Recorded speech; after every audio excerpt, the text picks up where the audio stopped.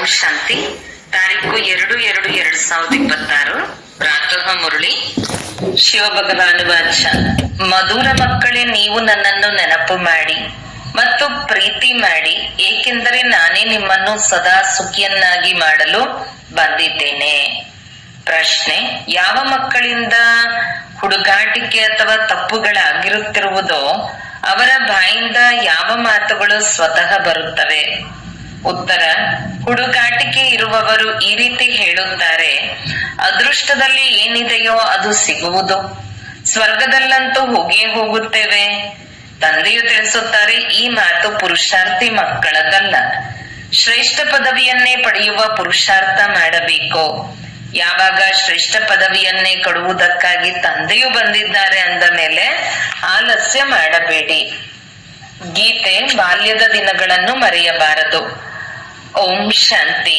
ಮಧುರಾತಿ ಮಧುರ ಆತ್ಮೀಯ ಮಕ್ಕಳು, ಗೀತೆಯ ಸಾಲಿನ ಅರ್ಥವನ್ನು ತಿಳಿದುಕೊಂಡಿರಿ.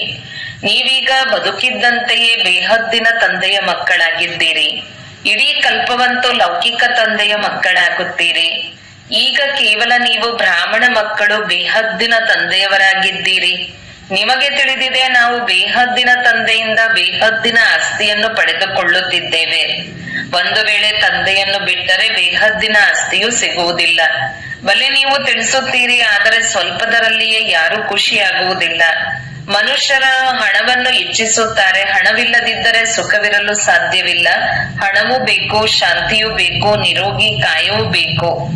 ಇಂದು ಪ್ರಪಂಚದಲ್ಲಿ ಏನಿದೆ, ನಾಳೆ ಏನಾಗುವುದು ಎಂಬುದನ್ನು ನೀವು ಮಕ್ಕಳು ತಿಳಿದುಕೊಂಡಿದ್ದೀರಿ. ವಿನಾಶವಂತೂ ಸಮ್ಮುಖದಲ್ಲಿ ನಿಂತಿದೆ.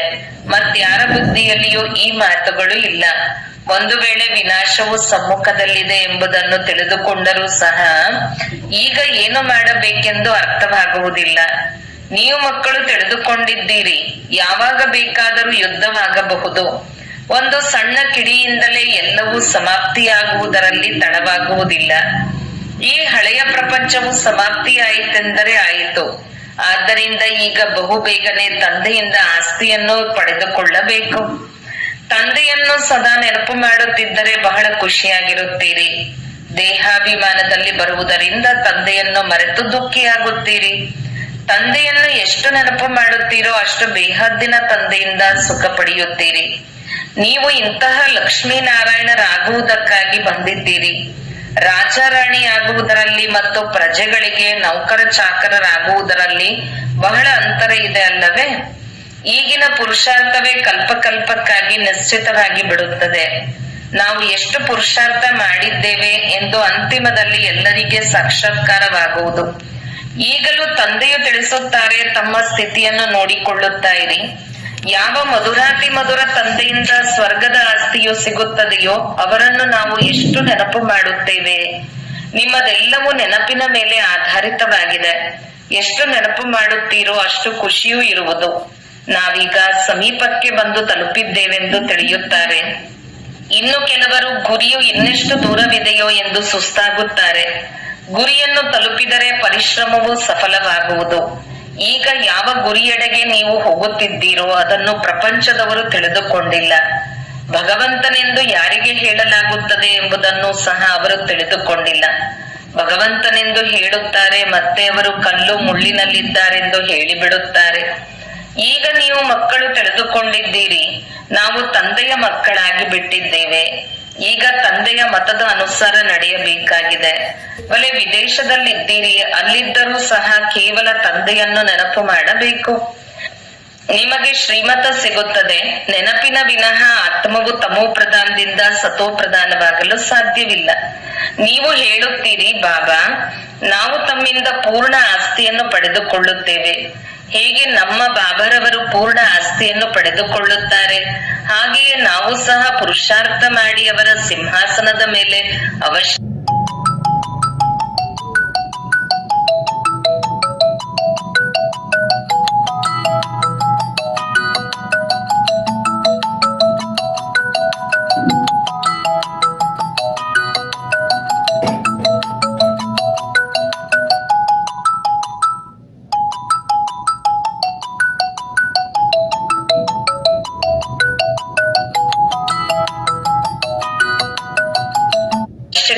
ಕುಳಿತುಕೊಳ್ಳುತ್ತೇವೆ. ಮಮ್ಮ ಬಾಬಾರವರು ರಾಜರಾಜೇಶ್ವರಿ ಆಗುತ್ತಾರೆ ಅಂದಾಗ ನಾವು ಆಗುತ್ತೇವೆ. ಎಲ್ಲರಿಗಾಗಿ ಪರೀಕ್ಷೆಯು ಒಂದೇ ಆಗಿದೆ.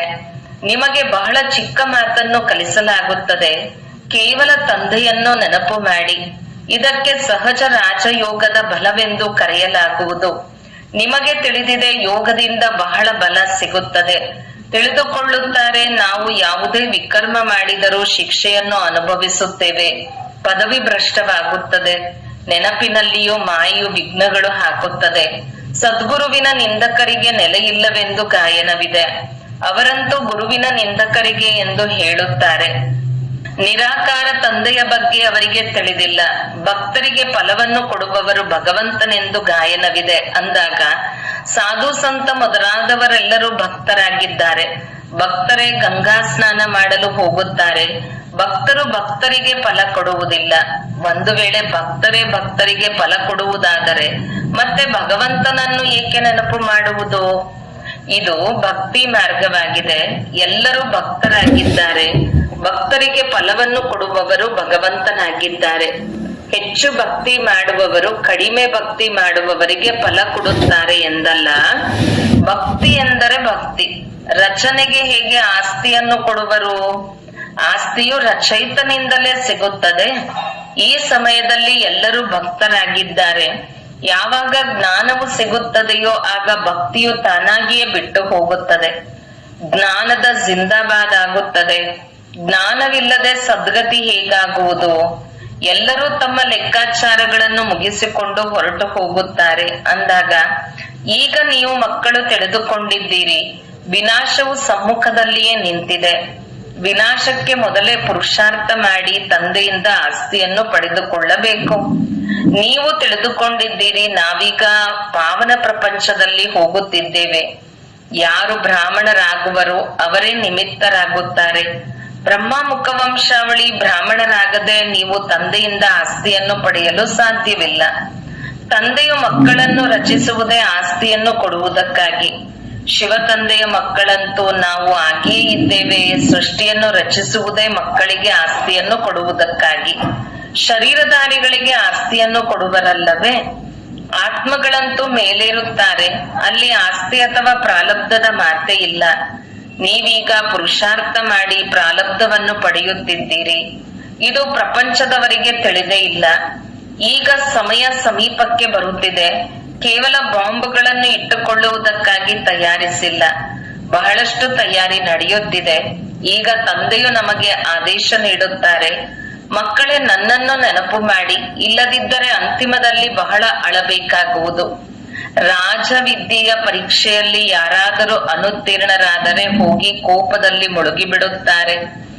ಇಲ್ಲಿ ಕೋಪದ ಮಾತಂತೂ ಇಲ್ಲ. ಅಂತಿಮದಲ್ಲಿ ನಿಮಗೆ ಬಹಳ ಸಾಕ್ಷಾತ್ಕಾರಗಳಾಗುತ್ತವೆ. ನಾವು ಏನಾಗುತ್ತೇವೆ ಎಂಬುದು ಸಹ ತಿಳಿಯುತ್ತದೆ. ಪುರುಷಾರ್ಥ ಮಾಡಿಸುವುದು ತಂದೆಯ ಕೆಲಸವಾಗಿದೆ. ಮಕ್ಕಳು ಹೇಳುತ್ತಾರೆ, ಬಾಬಾ ನಾವು ಕರ್ಮ ಮಾಡುತ್ತಾ ನೆನಪು ಮಾಡುವುದನ್ನು ಮರೆತು ಹೋಗುತ್ತೇವೆ. ಇನ್ನು ಕೆಲವರು ಬಾಬಾ ನೆನಪು ಮಾಡಲು ಬಿಡುವು ಸಿಗುವುದಿಲ್ಲವೆಂದು ಹೇಳುತ್ತಾರೆ. ಇದಕ್ಕೆ ತಂದೆಯು ತಿಳಿಸುತ್ತಾರೆ, ಒಳ್ಳೆಯದು, ಸಮಯವನ್ನು ತೆಗೆದು ನೆನಪಿನಲ್ಲಿ ಕುಳಿತುಕೊಳ್ಳಿ. ತಂದೆಯನ್ನು ನೆನಪು ಮಾಡಿ. ಪರಸ್ಪರ ಮಿಲನ ಮಾಡುತ್ತೀರೆಂದರೂ ಸಹ ಇದೇ ಪ್ರಯತ್ನ ಮಾಡಿ.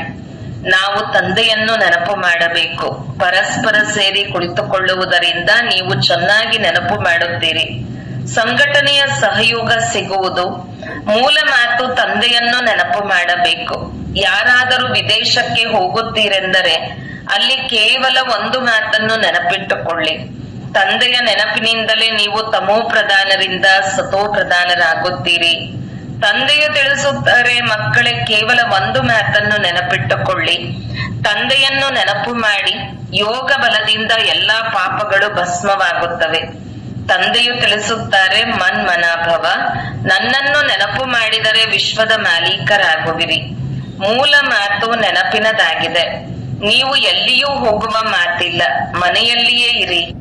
ಕೇವಲ ತಂದೆಯನ್ನು ನೆನಪು ಮಾಡಿ. ಪವಿತ್ರರಾಗದಿದ್ದರೆ ನೆನಪು ಮಾಡಲು ಸಾಧ್ಯವಿಲ್ಲ. ಎಲ್ಲರೂ ಒಂದು ತರಗತಿಯಲ್ಲಿ ಓದುತ್ತಾರೆಂದಲ್ಲ. ಮಂತ್ರವನ್ನು ತೆಗೆದುಕೊಂಡ ಕೂಡಲೇ ಬಲೆ ಎಲ್ಲಿಯಾದರೂ ಹೋಗಿರಿ, ಸತೋ ಪ್ರಧಾನರಾಗುವ ಮಾರ್ಗವನ್ನಂತೂ ತಂದೆಯು ತಿಳಿಸಿದ್ದಾರೆ. ವಾಸ್ತವದಲ್ಲಿ ಸೇವಾ ಕೇಂದ್ರಕ್ಕೆ ಬರುವುದರಿಂದ ನೀವು ಹೊಸ ಹೊಸ ಮಾತುಗಳನ್ನು ಕೇಳುತ್ತಿರುತ್ತೀರಿ.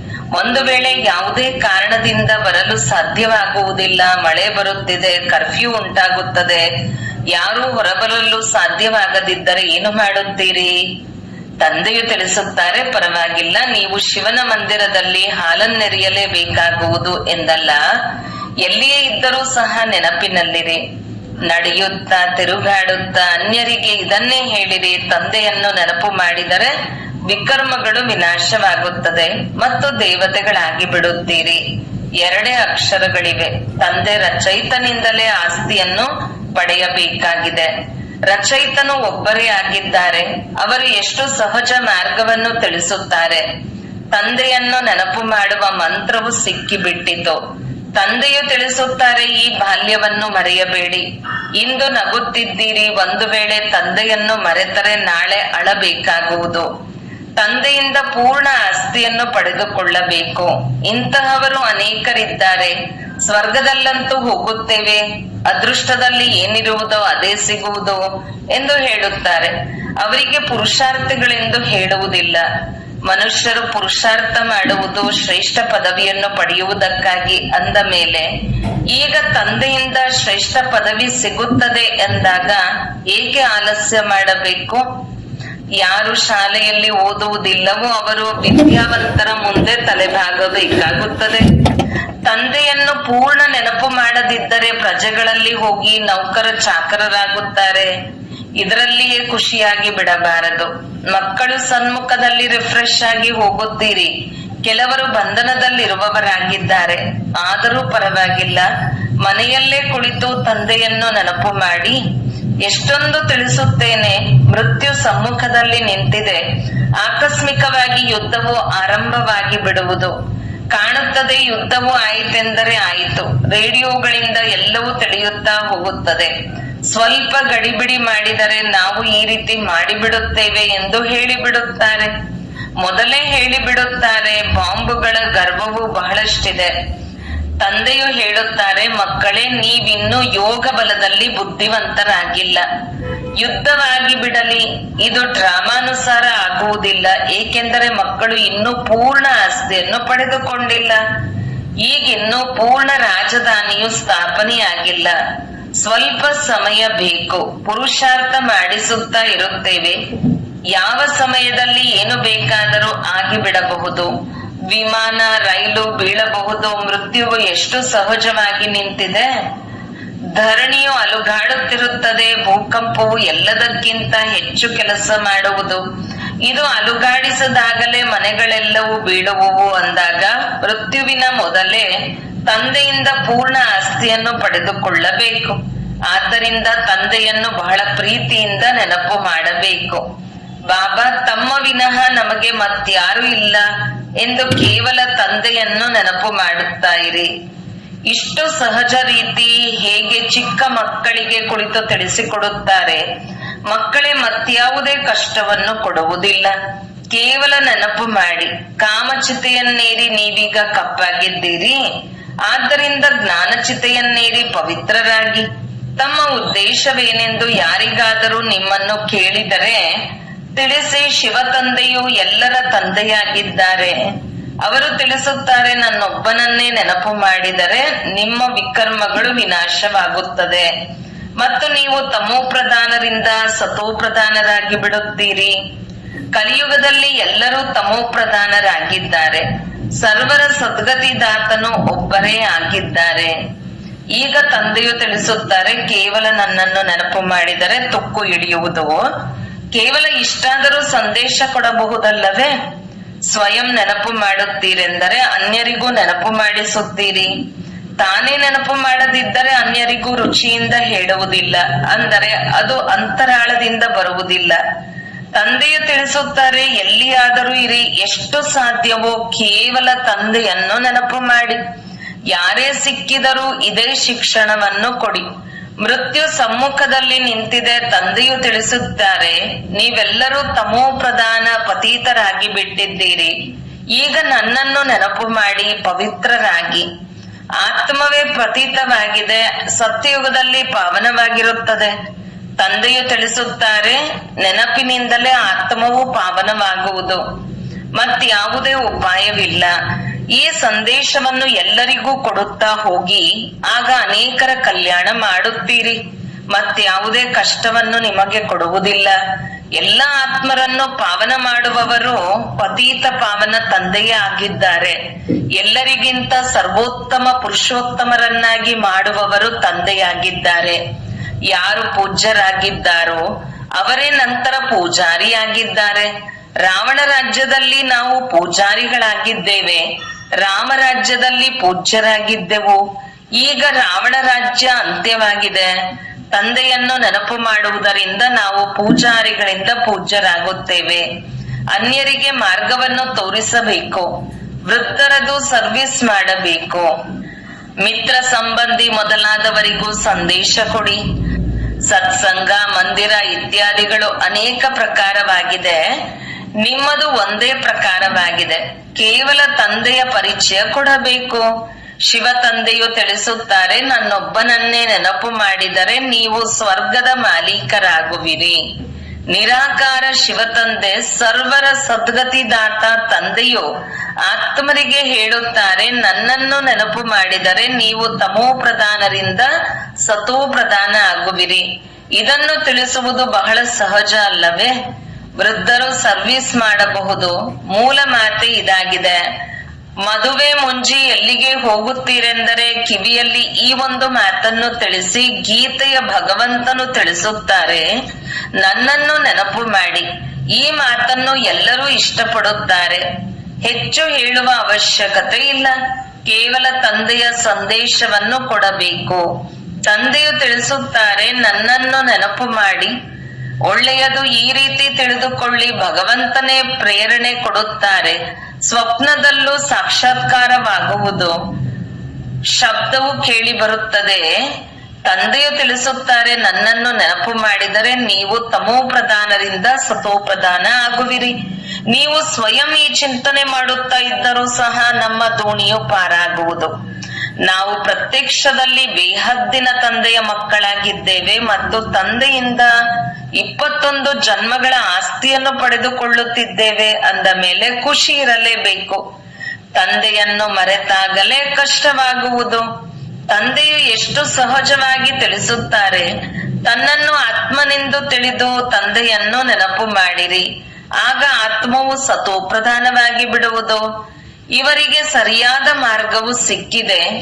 ಈ ಮಾರ್ಗವನ್ನು ಎಂದೂ ಯಾರು ತಿಳಿಸಲು ಸಾಧ್ಯವಿಲ್ಲವೆಂದು ತಿಳಿದುಕೊಳ್ಳುವರು. ಒಂದು ವೇಳೆ ಶಿವ ತಂದೆಯನ್ನು ನೆನಪು ಮಾಡಿ ಎಂದು ಹೇಳುವುದಾದರೆ ಮತ್ತೆ ಸಾಧುಗಳ ಬಳಿ ಯಾರು ಹೋಗುತ್ತಾರೆ? ಇಂತಹ ಸಮಯವು ಬರುವುದು ಯಾವಾಗ ನೀವು ಮನೆಯಿಂದ ಹೊರಗೆ ಬರಲು ಸಾಧ್ಯವಿಲ್ಲ. ತಂದೆಯನ್ನು ನೆನಪು ಮಾಡುತ್ತಾ ಮಾಡುತ್ತಾ ಶರೀರವನ್ನು ಬಿಟ್ಟು ಬಿಡುತ್ತೀರಿ. ಅಂತ್ಯಕಾಲದಲ್ಲಿ ಯಾರು ಶಿವ ತಂದೆಯ ಸ್ಮರಣೆ ಮಾಡುವರೋ ಅವರು ಲಕ್ಷ್ಮೀನಾರಾಯಣರ ರಾಜ್ಯದಲ್ಲಿ ಬರುತ್ತಾರಲ್ಲವೇ? ಮತ್ತೆ ಮತ್ತೆ ರಾಜ ಪದವಿಯನ್ನು ಪಡೆಯಿರಿ. ಕೇವಲ ತಂದೆಯನ್ನು ನೆನಪು ಮಾಡಿ ಮತ್ತು ಪ್ರೀತಿ ಮಾಡಿ. ನೆನಪಿಲ್ಲದೆ ಹೇಗೆ ಪ್ರೀತಿ ಮಾಡುವಿರಿ? ಸುಖ ಸಿಗುತ್ತದೆ, ಆಗಲೇ ಪ್ರೀತಿ ಮಾಡಲಾಗುತ್ತದೆ. ದುಃಖ ಕೊಡುವವರನ್ನು ಪ್ರೀತಿ ಮಾಡಲಾಗುವುದಿಲ್ಲ. ತಂದೆಯು ತಿಳಿಸುತ್ತಾರೆ, ನಾನು ನಿಮ್ಮನ್ನು ಸ್ವರ್ಗದ ಮಾಲೀಕರನ್ನಾಗಿ ಮಾಡುತ್ತೇನೆ. ಆದ್ದರಿಂದ ನನ್ನನ್ನು ಪ್ರೀತಿ ಮಾಡಿ. ತಂದೆಯ ಮತದಂತೆ ನಡೆಯಬೇಕಲ್ಲವೇ? ಒಳ್ಳೆಯದು. ಮಧುರಾತಿ ಮಧುರ ಅಗಲಿ ಹೋಗಿ ಮರಳಿ ಸಿಕ್ಕಿರುವ ಮಕ್ಕಳ ಪ್ರತಿ ಮಾತಾಪಿತಾ ಬಾಗ್ದಾದರವರ ನೆನಪು, ಪ್ರೀತಿ ಹಾಗೂ ಸುಪ್ರಭಾತ. ಆತ್ಮೀಯ ಮಕ್ಕಳಿಗೆ ಆತ್ಮೀಯ ತಂದೆಯ ನಮಸ್ತೆ. ಧಾರಣೆಗಾಗಿ ಮುಖ್ಯ ಸಾರ 1. ಖುಷಿಯಲ್ಲಿರಲು ನೆನಪಿನ ಪರಿಶ್ರಮ ಪಡಬೇಕು. ನೆನಪಿನ ಬಲವು ಆತ್ಮವನ್ನು ಸತೋಪ್ರದಾನ ಮಾಡುವಂತದ್ದಾಗಿದೆ. ಪ್ರೀತಿಯಿಂದ ಒಬ್ಬ ತಂದೆಯನ್ನು ನೆನಪು ಮಾಡಬೇಕು. 2. ಶ್ರೇಷ್ಠ ಪದವಿಯನ್ನು ಪಡೆಯಲು ವಿದ್ಯೆಯ ಮೇಲೆ ಸಂಪೂರ್ಣ ಗಮನ ಕೊಡಬೇಕು.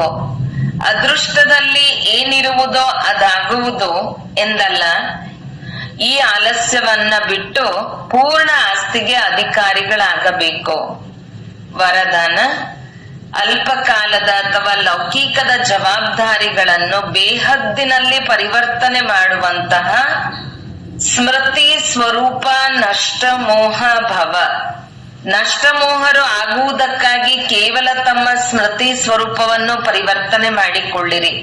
ಯಾವಾಗ ನಾವು ಗೃಹಸ್ಥಿಯಾಗಿದ್ದೇವೆ, ನಮ್ಮ ಮನೆ ನಮ್ಮ ಸಂಬಂಧ ಎನ್ನುವ ಸ್ಮೃತಿ ಇರುತ್ತದೆಯೋ ಆಗಲೇ ಮೋಹ ಉಂಟಾಗುವುದು. ಈಗ ಈ ಅಲ್ಪಕಾಲದ ಜವಾಬ್ದಾರಿಗಳನ್ನು ಬೇಹದ್ದಿನ ಜವಾಬ್ದಾರಿಗಳಲ್ಲಿ ಪರಿವರ್ತನೆ ಮಾಡಿಬಿಡಿ. ಬೇಹದ್ದಿನ ಜವಾಬ್ದಾರಿಗಳನ್ನು ನಿಭಾಯಿಸುತ್ತೀರೆಂದರೆ ಅಲ್ಪಕಾಲದ ಜವಾಬ್ದಾರಿಯು ಸ್ವತಃವಾಗಿ ಪೂರ್ಣವಾಗಿ ಬಿಡುತ್ತದೆ. ಆದರೆ ಒಂದು ವೇಳೆ ಬೇಹದ್ದಿನ ಜವಾಬ್ದಾರಿಯನ್ನು ಮರೆತು ಕೇವಲ ಅಲ್ಪಕಾಲದ ಜವಾಬ್ದಾರಿಯನ್ನೇ ನಿಭಾಯಿಸುತ್ತೀರೆಂದರೆ ಅದು ಮತ್ತಷ್ಟು ಹಾಳು ಮಾಡುತ್ತೀರಿ.